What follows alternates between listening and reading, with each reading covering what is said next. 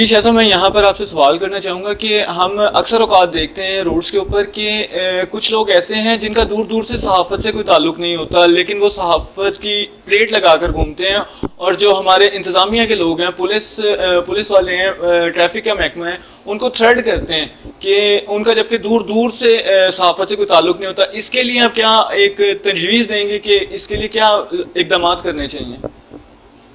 جی، اس میں صورتحال یہ ہے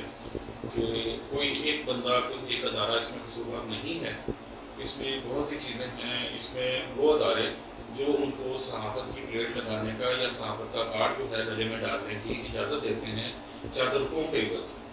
تو سب سے بڑے قصوروار وہ ہیں۔ اب ایک ٹریفک پولیس والا یا کوئی بھی ادارہ جو ہے وہ یہ ڈیٹرمن نہیں کر سکتا کہ یہ جس نے گلے میں کارڈ لگایا اور جس نے اپنی بائک پہ یا گاڑی کے اوپر جو ہے پریس کی پلیٹ لگائی ہوئی ہے، یہ واقعی جینوئن صحافی ہے یا یہ آرٹیفیشل ہے یا اس نے صرف کارڈ پرچیز کیا ہوگا۔ جو لوگ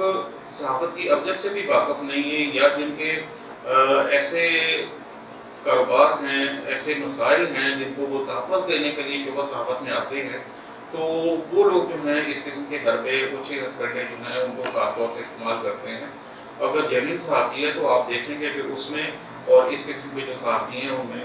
بہت زیادہ آپ کو فرق محسوس ہوگا، لیکن یہ فرق صرف وہ لوگ محسوس کر سکتے ہیں جو شعبہ صحافت سے وابستہ ہیں، جو ورکنگ جرنلسٹ ہیں۔ عام بندے کے لیے ممکن نہیں ہے۔ اس نے تو یہی دیکھنا ہے کہ جس نے صحافت کے حوالے سے اس کا اپنا تعارف کروا دیا ہے وہ اس کے لیے صحافی ہے۔